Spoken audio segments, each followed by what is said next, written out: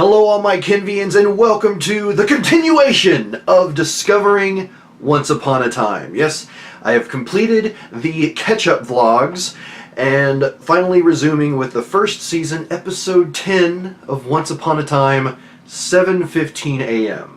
Now, I know that back when I originally recorded these, I had a bit of a system with Meleena, and where I typed things. Now, admittedly, typing is really loud, so at least for now, I'm not going to do that. Instead, I'm going to rely on just the old pen and paper, and I will send a picture of my notes to Meleena so she can hopefully reference those a little bit for the review portion of this video. But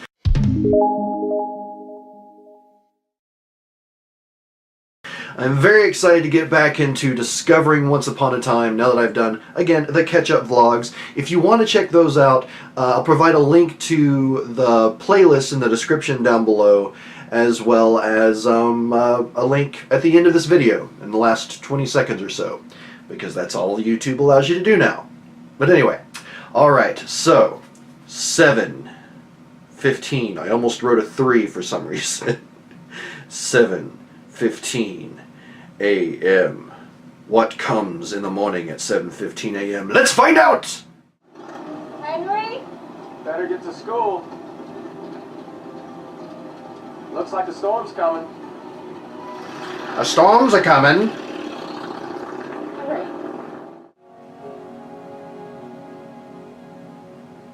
She's really pulled a full 180. Like, kind of semi-stalking this guy.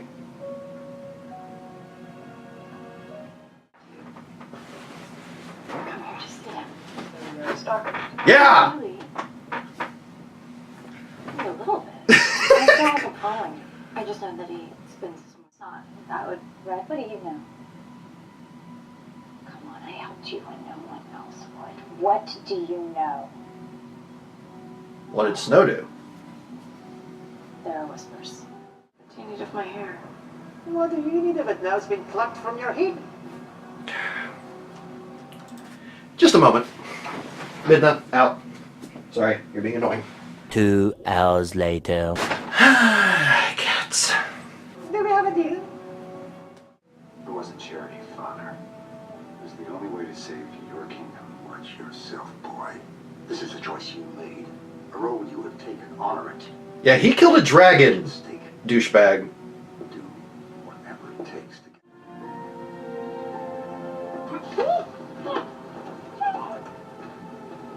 Oh.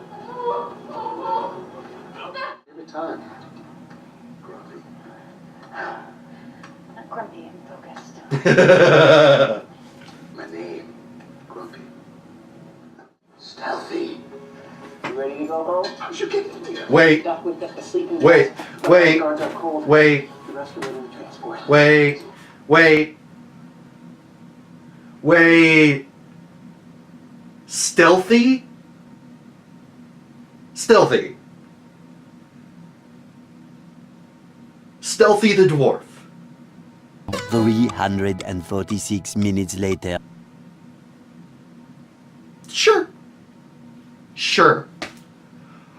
Why not? Why not? Love you. Grab my hand. Hooray for stalkers? Hold tight. Oh, God! What about Catherine? Because she thinks she's pregnant. What? Oh, well, he didn't know.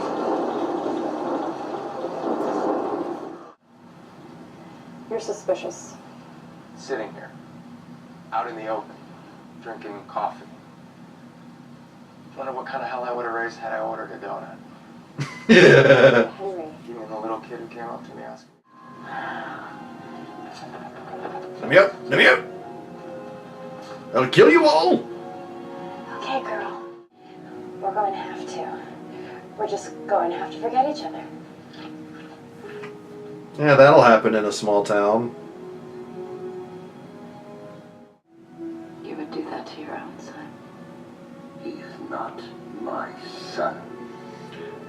That's probably not information you should just put out there to someone you don't know.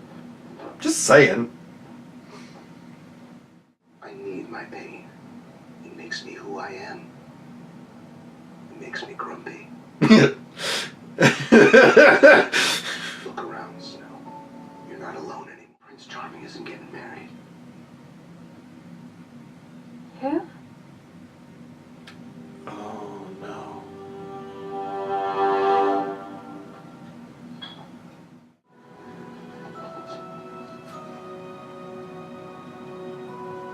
True Love's Kiss?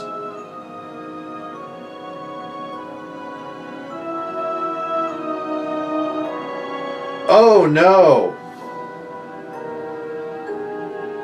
Oh no! Oh no! Well, crap. Oh, of all the people to see that happening, other than his wife. Well, actually, no, Regina singing is even worse. Wow! Okay, so that was a roller coaster of an episode, and the significance of 715 was clear from the beginning. Oh my god! All right, so first time getting back into the review swing of things for Discovering Once Upon a Time. I will do my best to keep it structured. Can't guarantee it. I'm sorry if this drives you crazy at all, Meleena. I will expect a significant amount of snark somewhere around here in the captions. This episode, when the stranger, whose name we still don't know, told Henry a storm's coming, he sure wasn't wrong. This episode, so many things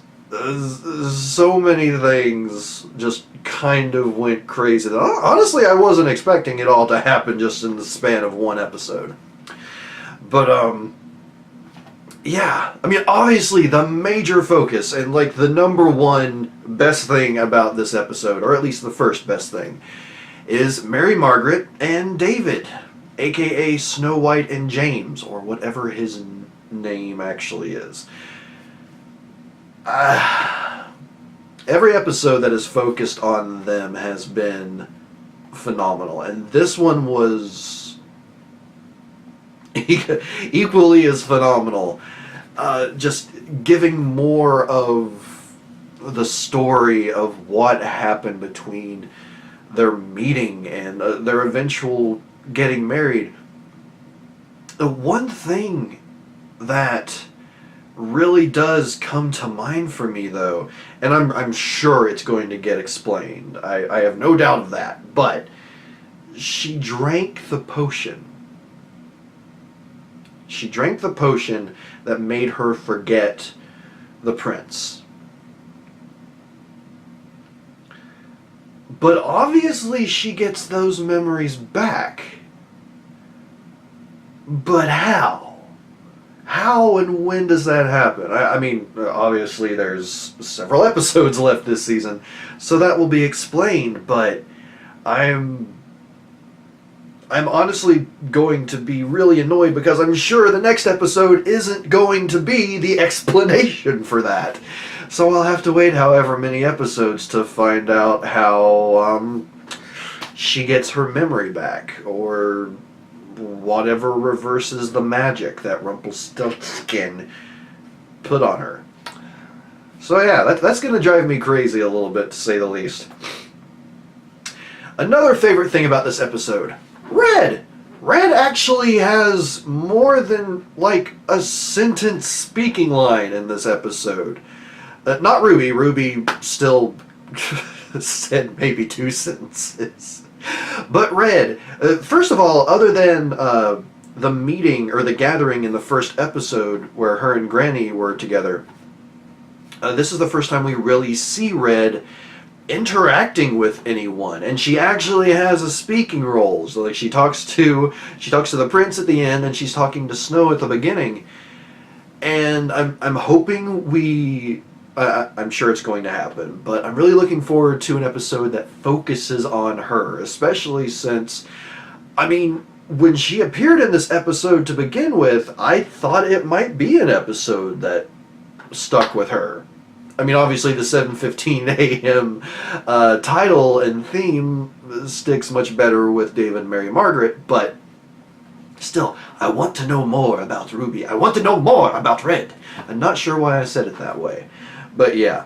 Oh, and also, in regard to that, so Snow helped Red at some point in the past. What did she do? What did she do that helped her? Did Snow kill the big bad wolf that... Well, no, Grandma's alive. Did Snow kill the big bad wolf that was trying to kill them? Was she the huntswoman, that killed the wolf in that story? I don't know. Just a random thought. Not even a theory, random thought. But yeah, interested to find out more about her. Oh, and also, even though he appeared only briefly, Rumpelstiltskin is always, like, he is wrapped up in so much of, well, Mr. Gold having to do with Storybrooke, but Rumpelstiltskin with the Enchanted Forest is like, he plays a role in just, like, everything, basically. Or at least it seems that way. And one thing that I never actually considered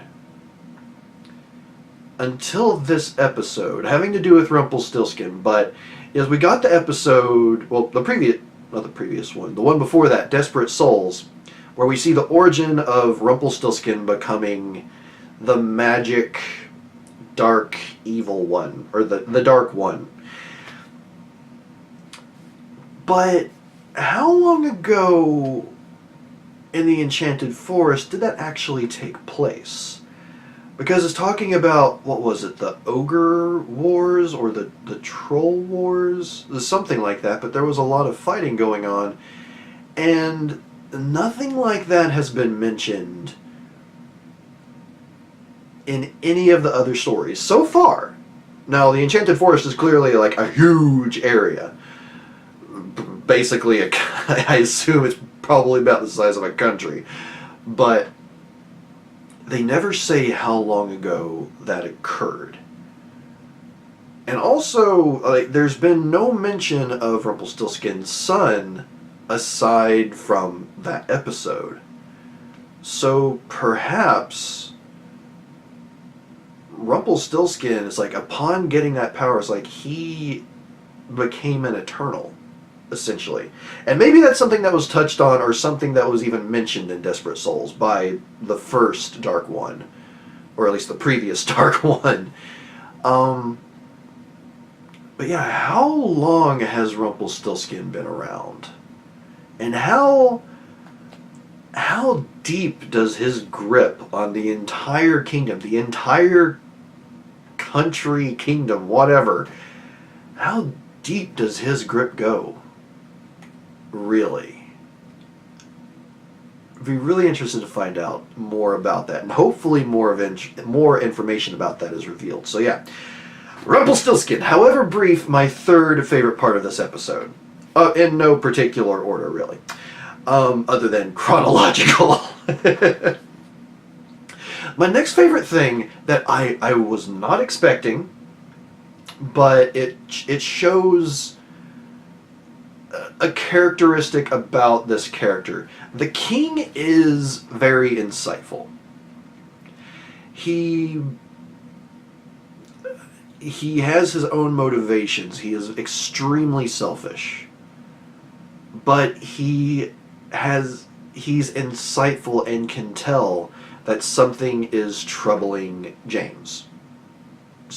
/ not James. And yes, that insight is used to manipulate in the end, but still, he's a very insightful person, and I can't help but wonder if the king and maybe even his Storybrooke counterpart, might be redeemable. Because with that insight, I feel like he has the capability of seeing and acknowledging good, and being able to find his own way toward being good. Maybe not. I mean, he does have his kingdom in mind, although it seems more of a selfish venture for him. I don't know. I'm truly curious to know if he might not be as bad of a person as he seems. At least I hope so. I hope that's the case. But yeah, okay, so moving on from there, moving on from the king. The dove and the letter. And I'm not going to go back and recheck the episode, but I swear, or I could have sworn, when the prince sent the dove out with the letter, that it was kind of almost just a pigeon looking, really. Not even a lot like a dove, but a pigeon. But then they had the dove that was there throughout the rest of the episode. It looked like two different animals to me.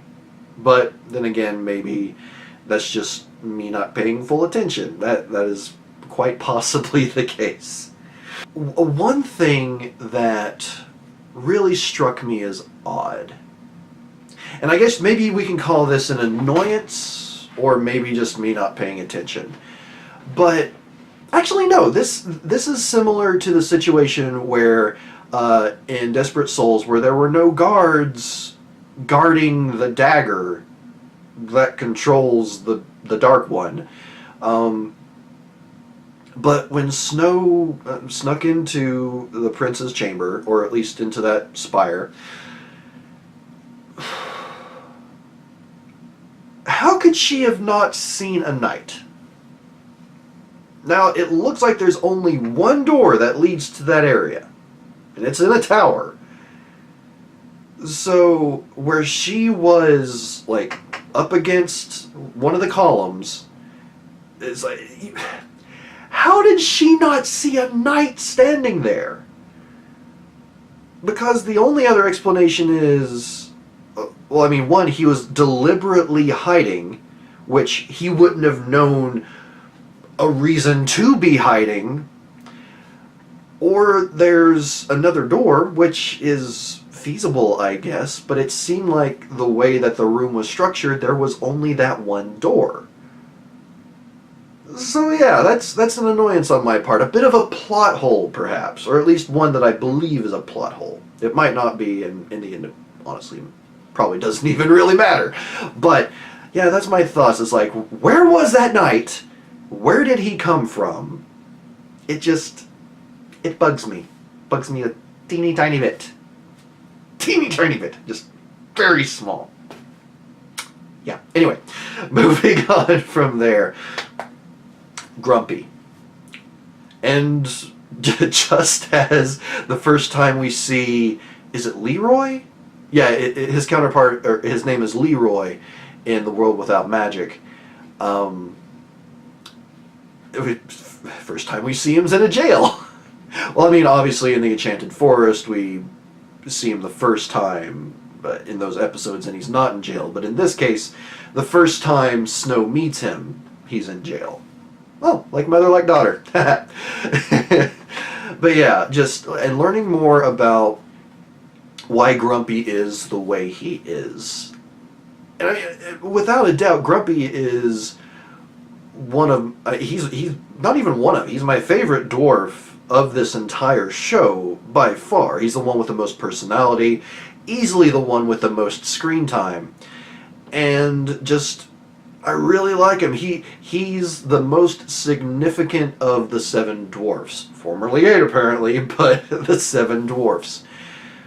And even back in the actual cartoon, Disney cartoon, Snow White and the 7 Dwarves, I mean, he stood out to a degree, but nowhere near as much as in this show. So I'm curious whether or not some of the other dwarves might sort of have their own time to shine, as opposed to just occasional cameos where we had Sleepy as a guard falling asleep on the job, and then Sneezy, the pharmacist or drugstore clerk. But yeah, learning more about Grumpy's love, which also raises the question of whether or not we might see who it is that he loves. Whether it's back in the past before that occurrence and finding out about this person, or maybe he finds her again. Who knows? Well, you all, better than me. And then there's Stealthy. And I wanted to like Stealthy, but obviously I didn't have an opportunity. And so basically my second annoyance with this episode is going to be Stealthy the Dwarf. Well, first of all, yes, it was funny that they made up a dwarf called Stealthy.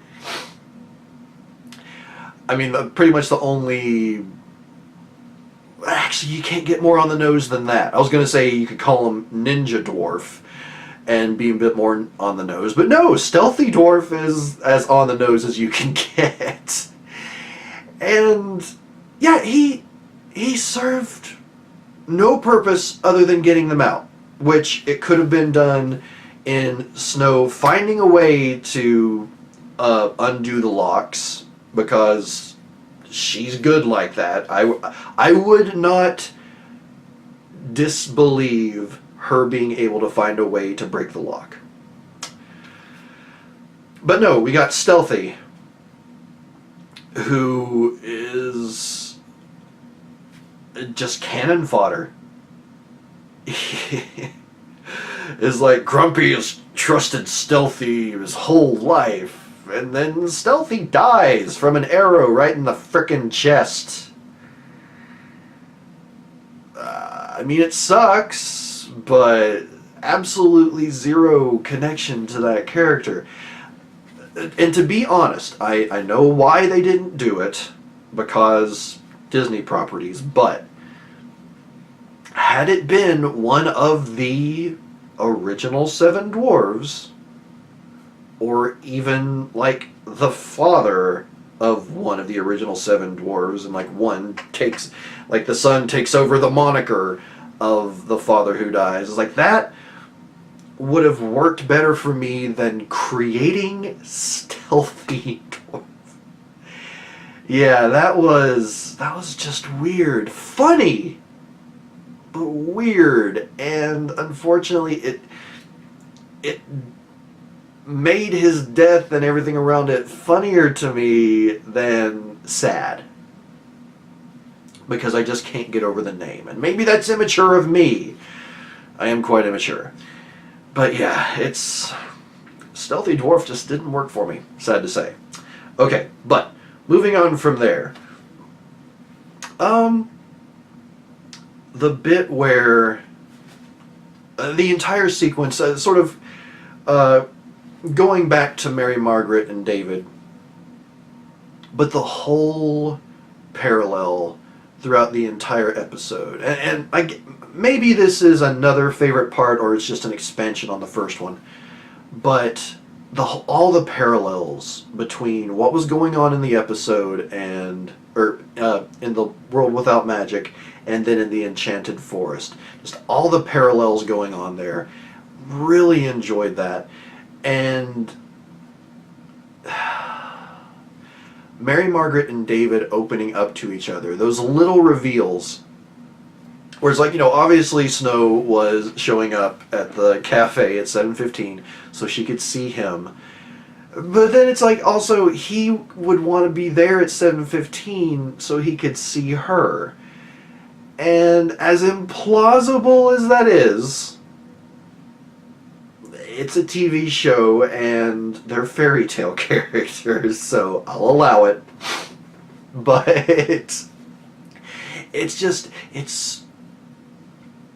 I really enjoyed just that connection, those parallels, and especially as we approach the end of the episode where Margaret and David, they kiss. They get together and they kiss, which, again, I didn't expect it to happen. But where there had been those parallels all along, we get the cut to the enchanted forest where it's revealed that Snow White, or Prince Charming, is no longer getting married. But Snow White has drunk the potion. That was the most significant portion of this entire episode for me. Because again, it was well done. All the parallels worked so well, and then boom!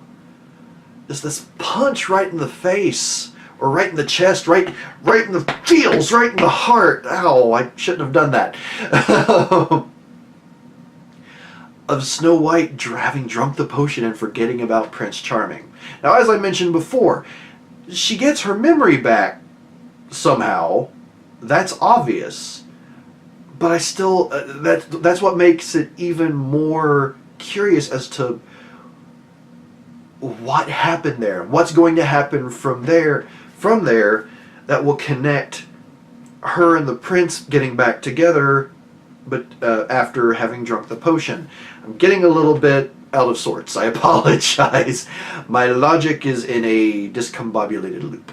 But, yeah, the only other thing that really... Oh, actually, no, I take that back. There are two things that stood out to me the most at the end of the episode. First of all, the stranger, once more. And the reveal that what is in his box is the typewriter. And him being so mysterious, so strange, I can't help but wonder if it is a sort of magic typewriter, or could he be the writer of Henry's book? I can't remember. I don't think any of the writing in the book is typed. Maybe it is. I haven't seen the book in a long time. All we ever see is pictures for the most part. But what if he's the one who wrote the book? And he doesn't have memories of the Enchanted Forest per se, but because he is creative and his imagination can run wild in the stories he writes, his mind was sort of able to get around the curse without revealing to him that all of those stories are real. That might be a bit too convoluted, but I mean, I'm sure stranger things have and will be happening as this show goes along. But yeah, also very interested to find out that guy's name, because it's weird just calling him the Stranger. Stranger. And then finally, although yes, I was crazy happy about David and Mary Margaret kissing, which didn't seem to be a true love's kiss, or not a magic true love's kiss, in the same way that Emma kissing Graham brought his memories back. Since they're cursed, I wonder if it's not possible for the magic to happen between them. Thoughts and theories. But the thing that I actually wanted to talk about, I am so sorry, Meleena. My last favorite part of this episode was the fact that they continue this theme of Catherine is not a bad person. Yes, her fairy tale / enchanted forest self is not a good person, but Catherine, she's a good person. She wants the marriage to work. She's trying what she can. She wants to have the life, the husband that she believes she had. Now, obviously, none of that actually happened because they've been in a time loop for years, decades at this point. But